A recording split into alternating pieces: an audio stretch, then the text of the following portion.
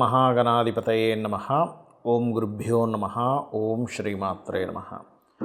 పరమేశ్వర స్వరూపమైనటువంటి జ్యోతిష, వాస్తు మరియు ఇతర అనేకమైనటువంటి శాస్త్రములను మనకు అందించినటువంటి మహర్షులకి నమస్కారం. హయగ్రీవ హయగ్రీవ హయగ్రీవేతి యో వదేత్తస్య నిస్సరతే వాణి జహ్నుకన్యా ప్రవాహవత్. అరుణాం కరుణాతరంగితాక్షీం ధృతపాశాంకుశపుష్పబాణచాపాం అనిమాదిభిరావృతాం మయూకైః అహమిత్యేవ విభావయే భవానీం. శ్రీమాత్రే నమః. ప్రేక్షకులకి ఆ లలితాంబిక అమ్మవారి యొక్క అనుగ్రహం పరిపూర్ణంగా కలగాలని మనస్ఫూర్తిగా కోరుకుంటూ మనం ఈరోజు గ్రహణాల గురించి, గ్రహణ ప్రభావం అసలు ఇండియాలో ఉందా లేదా, బయట దేశాల్లో ఉన్నటువంటి గ్రహణాలు, బయట దేశాల్లో నివసించేవారు ఎటువంటి జాగ్రత్తలు ఏ రాసుల వారు తీసుకోవాలి, ఎవరెవరికి బాగుంటుంది, అదేవిధంగా గ్రహణ సమయంలో ఏ దేవతారాధన, అదేవిధంగా ఎటువంటి దానములు ఇవ్వడము, ఇవన్నీ ఏం చేయాలనేటువంటి విషయాలు చెప్తుంది నేనైనప్పటికీ కూడా చెప్పిస్తుంది సాక్షాత్ లలిత అమ్మవారిగా భావిస్తూ తెలుసుకుందాం. మనము చంద్రగ్రహణం అయితే లేదని క్లియర్గా చెప్పేసుకున్నాము.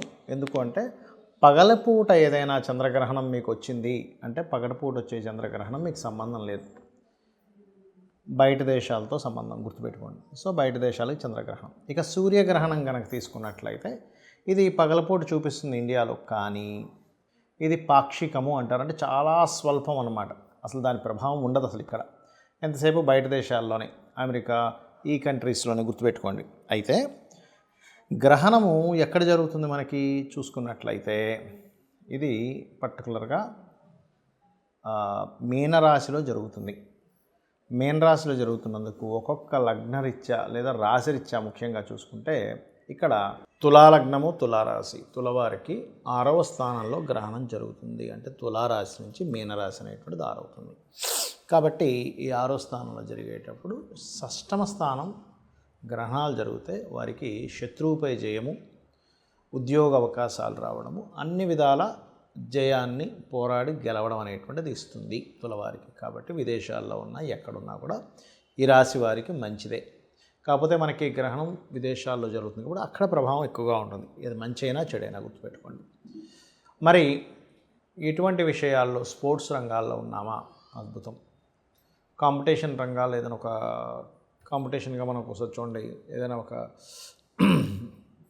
గవర్నమెంట్ ఆక్షన్స్లో అనేది వేస్తూ ఉంటాం, అటువంటిది. అలాగే శత్రువుని ఎలా ఎదుర్కోవాలో అర్థం కావట్లేదండి, అమ్మో మనం ఆ శత్రువుని ఎదుర్కోగలమా లేదా అని భయపడుతూ ఉంటారు అటువంటి విషయాల్లో. ఎందుకంటే అన్నీ మనకి పాపగ్రహాలు 3, 6, 10, 11 స్థానాల్లో ఉన్నప్పుడు ఎంత శక్తి ఉంటుందో అదేవిధంగా ఈ గ్రహణాలు 3, 6, 10, 11 స్థానాల్లో, 8వ స్థానం కూడా కొన్నిసార్లు గ్రహణం ఏర్పడ్డప్పుడు దాని శక్తి ఇంకా మరింత ఎక్కువగా ఉంటుంది. అదొకటి. కొత్త ఉద్యోగ అవకాశాల కోసం ఇబ్బంది పడుతున్నటువంటి వారికి ఈ గ్రహణం నూతన ఉద్యోగ అవకాశాలను ఇచ్చి తీరుతుంది, అందులో ఎటువంటి సందేహం లేదు. అలాగే మరొక విషయం ఏంటంటే, మరి మీరు ఎక్కువగా ఎవరిని ఆరాధించాలి? ఎక్కువగా కాలభైరవుణ్ణి. ఓం కాలభైరవాయ నమః. లేదండి మనకి 6వ స్థానంలో ఉంది కదా, ఏమైనా హెల్త్ రిలేటెడ్ ఇష్యూస్ వస్తాయా అంటే హెల్త్ రిలేటెడ్ ఇష్యూస్ ఎప్పుడు కూడా ఈ 4వ స్థానము, 5వ స్థానము, 6వ స్థానము మీ జన్మజాతకంలో గ్రహాల సంబంధం వచ్చినప్పుడు వస్తూ ఉంటాయి. అయితే ఒకవేళ ఎవరికైనా సరే వాళ్ళ జన్మజాతక చక్రరీత్యా హెల్త్ ఇష్యూస్ ఉన్నా కూడా వాళ్ళ పంచమాన్ని కనుక యాక్టివ్ చేసుకోగలిగితే 100% వారికి ఆ రోగ సంబంధించినవి తగ్గుతాయి. ఈ తులాలగ్నం వారికి పంచమం అనేటువంటిది కుంభం అవుతుంది. కాబట్టి కాలభైరవుణ్ణి, కాళికా అమ్మవారిని ఎంత ఆరాధన చేసుకుంటూ ఉంటే ఓం కాలభైరవాయ నమః, ఓం కాళికాదేవి నమః, లేదా బీజాక్షరాలనే కాలభైరవ సంబంధించి చేసుకోవచ్చు తప్పకుండా. అదేవిధంగా గోవుకు కాస్త బెల్లం తినిపిస్తూ ఉండండి, అన్ని విధాలా మీకు బాగుంటుంది.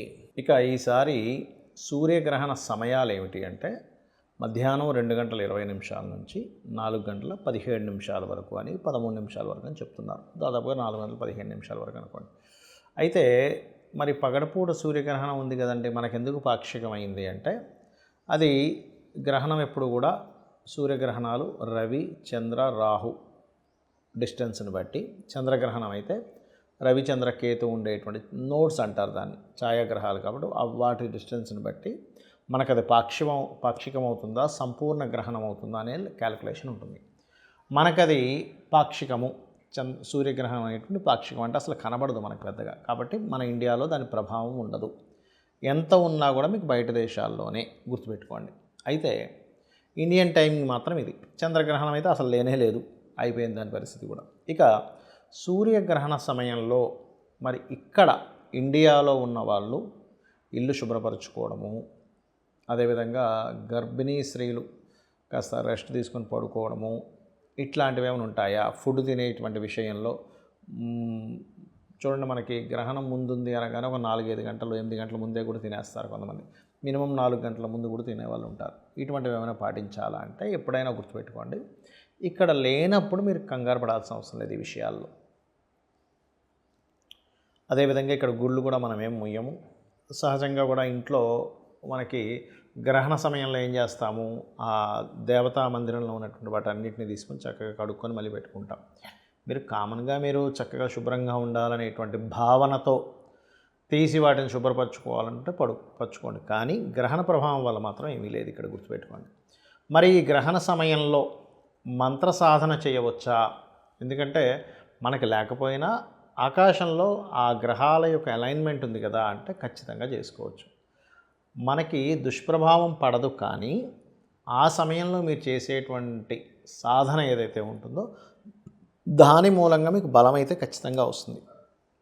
ఎందుకంటే గ్రహణం లేకపోయినా సరే మీరు మంత్రం చేసుకునే ప్రభావం ఉంటుంది కదా, గ్రహంతోనే సంబంధం లేదు కదా. కాకపోతే ఆకాశంలో వేరే దేశంలో ఉండే, ఎప్పుడైతే మనకి ఇప్పుడు అమెరికా ఆఫ్రికా ఈ కంట్రీస్లో ఉన్నాయని చెప్పుకున్నాం, అయితే ఈ కంట్రీస్లో ఉండే వాళ్ళ సాధనకి ఇంకా ఎక్కువ ప్రభావం ఉంటుంది. వాళ్ళకి గ్రహణ ప్రభావం ఉంటుంది, సాధన చేసినందుకు ప్రభావం ఎక్కువగా ఉంటుంది. కాబట్టి ఈ సమయంలో కనుక ఎవరైనా సరే గుర్తుపెట్టుకోండి, ఉద్యోగం కోసం బాగా ఇబ్బంది పడుతున్నామండి అని అనుకునేటువంటి వారు లలితా సహస్రనామాల్లో నామాలైనా చేసుకోవచ్చు. అంటే ఏమిటి?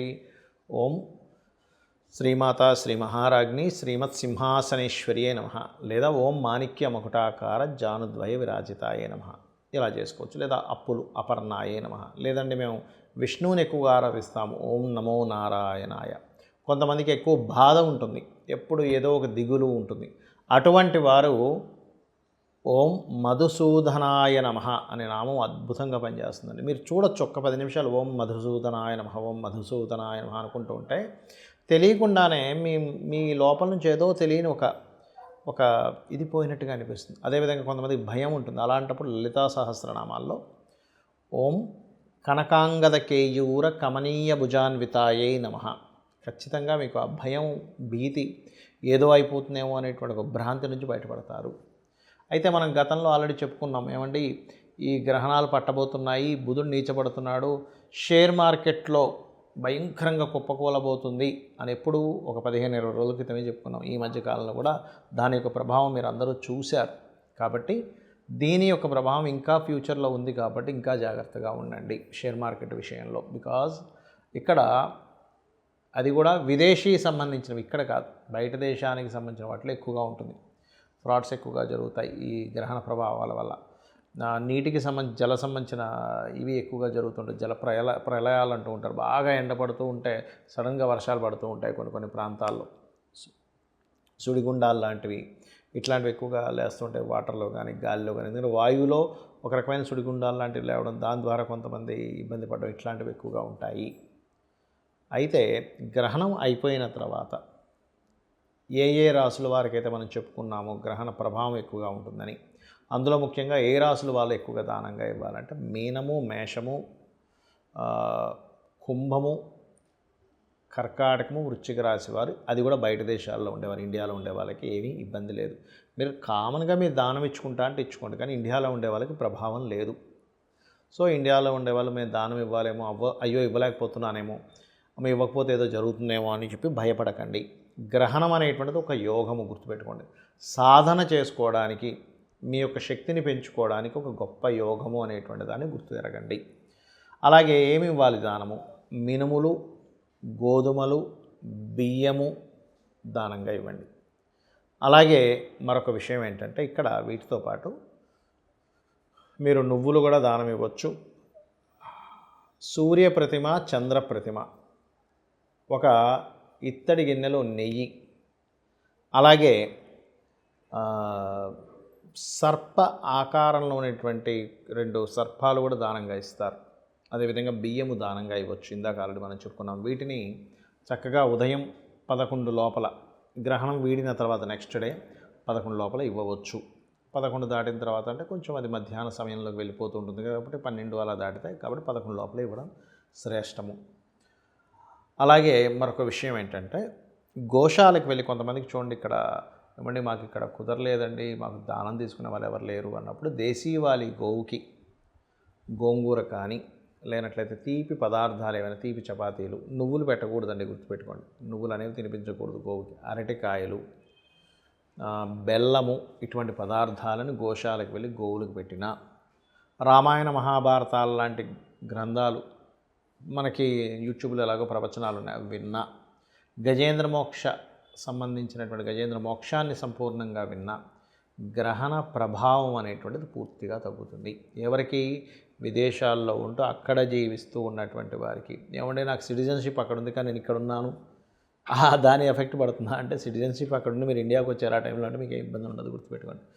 కానీ ఇక్కడ నివసించేవాడిని గ్రహణ సమయంలో నేను అక్కడికి వెళ్ళి ఉన్నాను, అప్పుడు గ్రహణం పట్టింది అన్నప్పుడు ఖచ్చితంగా దాని ప్రభావం ఉంటుంది, గుర్తుపెట్టుకోండి. శ్రీమాత్రే నమః.